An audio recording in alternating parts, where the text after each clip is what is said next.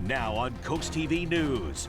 Ocean City plans to hold future meetings on short-term rental licenses. What new ideas they're considering? Train transportation, DelDOT wants your help determining the downstate demand for passenger trains. And the result on Nicolas Maduro's initial U.S. court appearance and what the future could hold. I don't know if Mother Nature has a magic wand, but if she did, she's waving some warm air in our direction. This is CoastTV News at 5. Homes and short-term rentals in the same neighborhood. Good evening. I'm Christina DeRobertis. And I'm Charlie Sakaitis. We begin tonight with a new look into Ocean City plans with short-term rentals. We've told you many times before, Ocean City is looking at 3 options on how to regulate the short-term rentals. New tonight, Council is considering a new approach. CoastTV reporter Kevin Zappe is live in Ocean City. And Kevin, the Council's new idea kind of combines 2 previous ideas. Christina, the town is now considering capping the amount of rental licenses here in these areas, as well as adding a phase out to those rental licenses, which means those licenses would expire when a property is sold or when a rental license is not renewed. Michael Bell, a homeowner in Ocean City, spoke during Monday's council meeting. Don't affect everybody because there's a few bad apples. Although he doesn't rent out his home, he says taking away property rights is not the answer. Let's go after these people, say you can't rent in here anymore, which for me is absolutely horrendous. According to the city clerk, the Ocean City Council is considering placing a cap on new short-term rental licenses and eventually phasing out rental licenses at a later date. This is a new option as the town weighs how to regulate rentals like Airbnbs. Previously, the town discussed a cap without a phase-out. This new approach is one of 3 options still on the table. The second option would let existing rental licenses expire when a property is sold or if the license is not renewed. The third option would freeze the number of licenses. Existing licenses would stay valid but can't be transferred. The new applications would go on a waiting list. Now, while some homeowners are against all the regulations the town of Ocean City is considering, other homeowners are saying they prefer the regulations, saying that some renters they've experienced made noise and a disturbance. But Bell argues taking away homeowners' property rights because of a few bad owners isn't fair. You got a bad owner down here that's not watching who's renting or not controlling who's renting, fine, yank their license. That solves the problem. With 3 options left, the council will discuss in a future meeting which path they'll take. Now, according to the Ocean City agenda, there are currently 341 rental licenses in residential areas and mobile homes, and that number could go down depending on what the Ocean City Council decides. I'm Kevin Zappe, live in Ocean City, CoastTV News. Now, the Ocean City Council recently extended a moratorium in residential areas and mobile home communities by 1 year, not allowing any new rental licenses from being issued. That extension has led to an ongoing petition by certain homeowners in the area for a special election to take place, and they need 991 signatures from registered voters whose main residence is in Ocean City. That needs to be done by January 20th. DelDOT is already in the process of looking at more passenger train routes in the state. Both scenarios would start in northern Delaware, like Newark or Wilmington, and then head south to the eastern shore, places like Salisbury or Berlin, with multiple other stops on the table too. CoastTV News reporter Emma Aiken is live in Milford, a potential stop in one of the routes. Emma, now DelDOT has launched a new survey.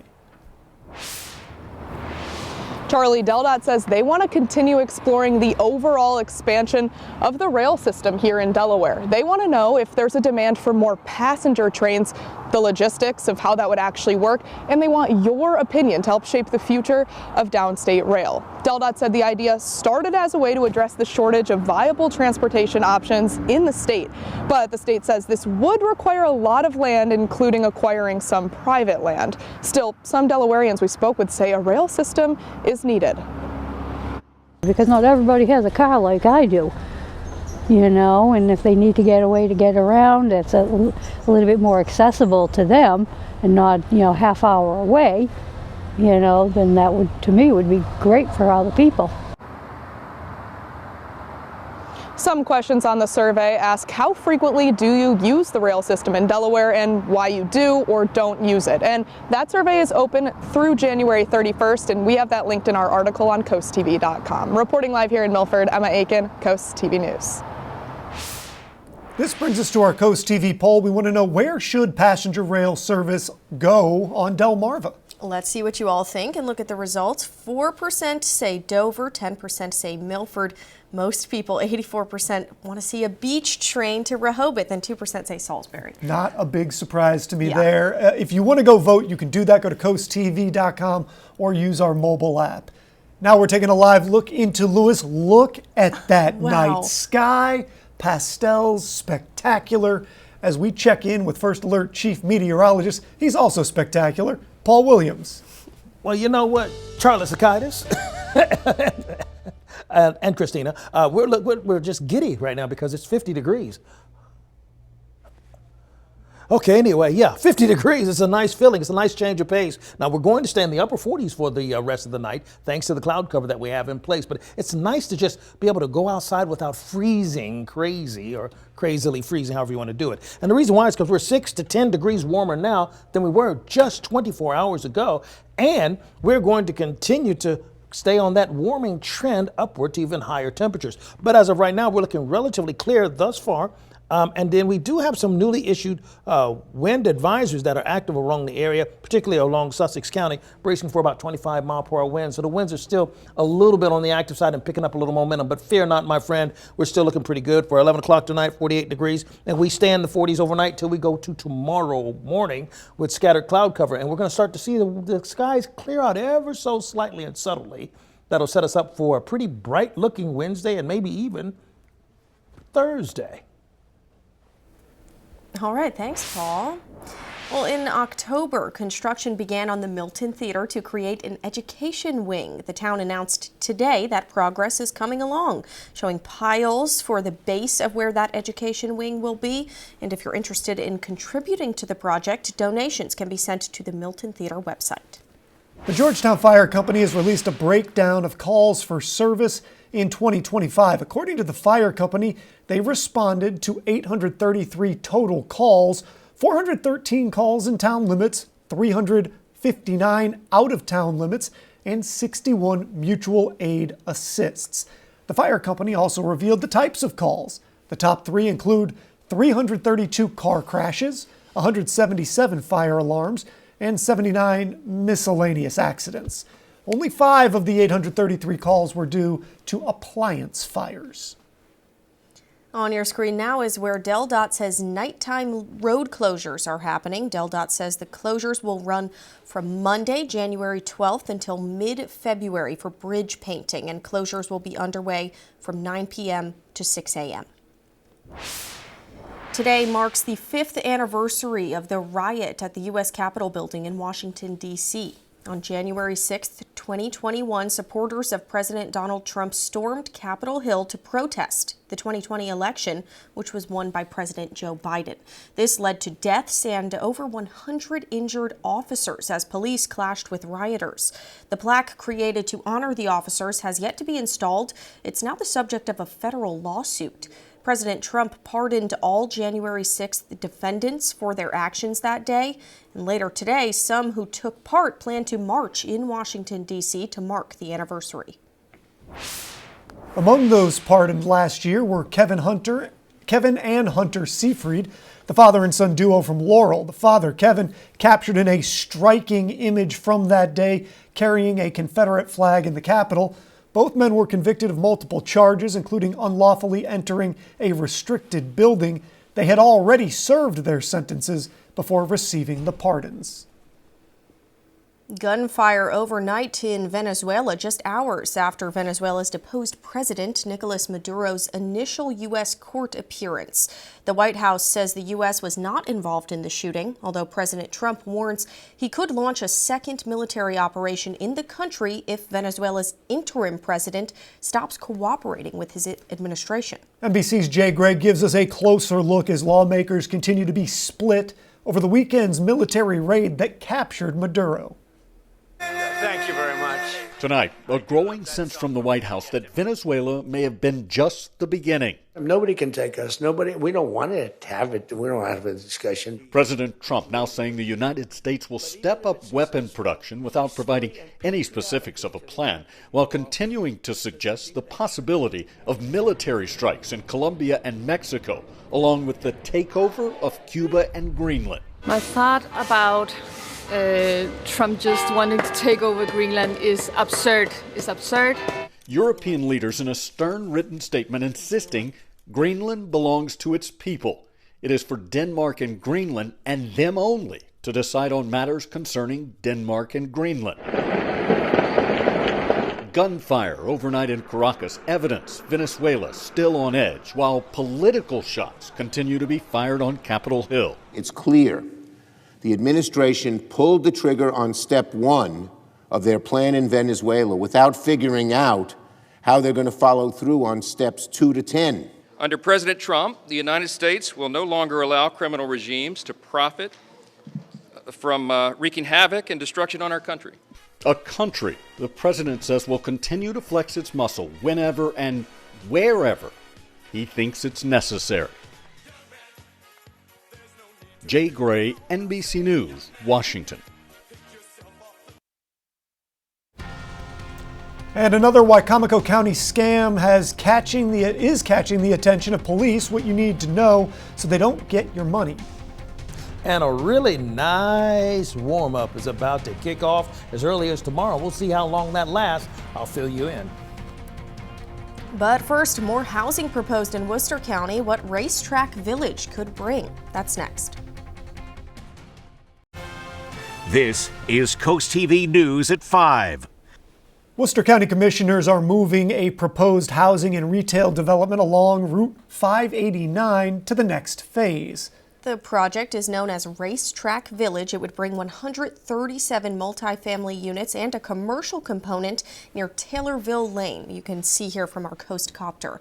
And today, commissioners voted to set up a public hearing where neighbors will be able to weigh in before anything is finalized. The biggest concern here is the possible uptick in congestion on 589. If we get the state highway to move and help us out on that 589, maybe it'll alleviate some of those concerns. County leaders say a hearing date has not been set yet, but it will be advertised and placed on a future agenda. While commissioners say more housing is needed, they also expect questions about traffic, infrastructure, all along that busy 589 corridor. Coming up next, Paul Williams in our Coast TV First Alert Weather Center. He has your full forecast right after this.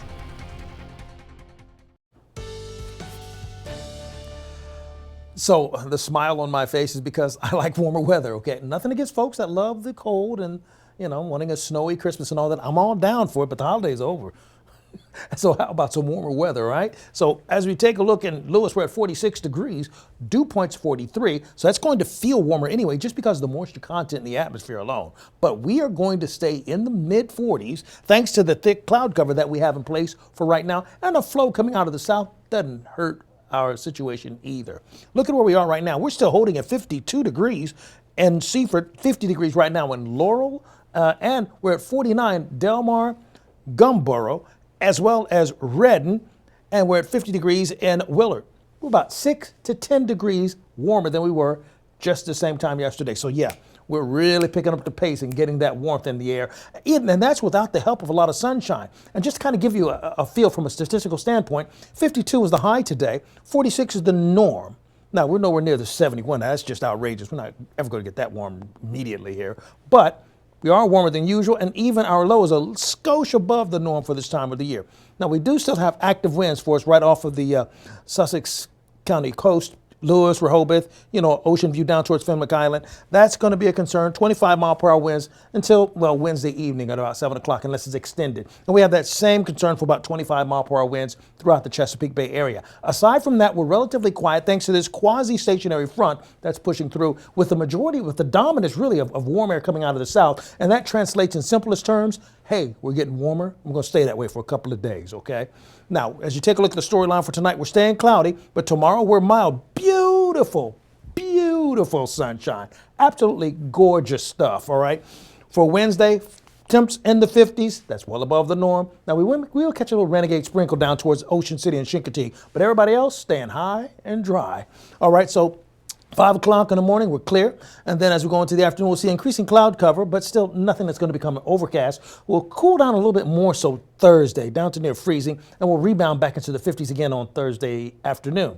But the winds will pick up momentum Wednesday afternoon, so be mindful of those winds. And then by Friday, the winds will be shifting out of the south and picking up even more momentum. Now, speaking of Friday, we will have a chance of rain developing Friday going into Saturday. And here is the model that I trust the most at this point. See this line right here? It's a typical squall line, but it falls apart. It just goes, loses its strength. But this little pocket of rain right here, oh, that's the real deal. That's the real McCoy. That's going to push through for Saturday. So I'm hedging my bets more so that way.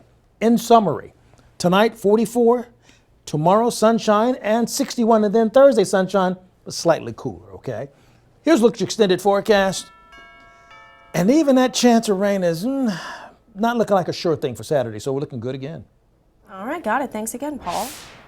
The Wicomico County Sheriff's Office is warning of yet another scam.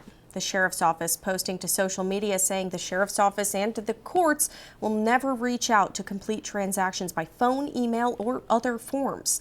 Office officials say that Lieutenant Burley Williams will never personally reach out to anybody for money. The Post says scammers claim that you have an existing warrant and could ask for payments in forms like gift cards. Coming up tonight on the Delmarva Sports Network, your game of the night at 5:30 p.m. Seaford at Middletown in boys basketball, and then you can catch the final score at 10:30. And over on DSN Plus, you can watch that game of the night we just mentioned, along with at 5:30 Wicomico at Stephen Decatur and Archmere at Caesar Rodney in boys basketball, and at 6:30 p.m. Laurel at Sussex Central, also in boys basketball. Coming up, $2 million in funding on the board for Wicomico County. What's next for a big project? Stay tuned on Coast TV News at 5. In Wicomico County, the first steps in a long-awaited project are underway. Families continue to fill the Wicomico Public Library and enjoy its resources. But there are hopes that in 2027, the library will be moving over to its new site at the former Ward Museum. Seth Hirschberger with the library says he's excited to see $2 million of their raised funds officially on board. It reflects all the support in the community for the public library and for this project in particular. All the funds that were raised, that donation is money that was donated to the library from people in the community that care about the library and that wanted to see this project go through to success. And that money is an important and big part of the money that will pay for all the renovations that are needed at that building for the library. Hirschberger also says there will be a smaller library space at a yet unknown location in downtown Salisbury.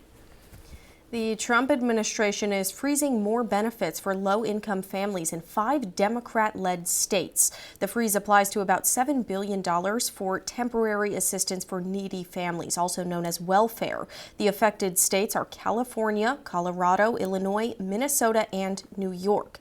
HHS accuses them of widespread fraud, but no evidence appears to support that claim. Now here's a live look into Laurel. We have one more check on your forecast after this. Coming up new on Coast TV News at 6, Georgetown is considering downtown development district changes. What changes could be coming? Right now in Milford, we're holding at 42 degrees with the dew point temperature being 39. Now we anticipate staying in the 40s thanks to the cloud cover in place. It's going to act like a little warm blanket and just kind of keep us nice and snugly for the rest of the night. Now, our umbrella giveaway winner is Linda Rachel, I believe, from Rehoboth. Congratulations, courtesy of Paul Davis Property Restoration Exports. Now, you can always keep up with your forecast by calling our weather line. The number to call is 443-880-9100. Your forecast is just a call away, and it's sponsored by the law offices of Brugstead, Mandalis, and Federico. Finally, here's a look at your exclusive 10-day forecast. Listen, we're about to peak at about 61 degrees for tomorrow. Woohoo! I'm not supposed to be biased in my forecast, but woohoo! Anyway, 53 on Thursday, and then we're back to 62 on Friday with cloudy skies. There's going to be a chance of rain developing on Saturday.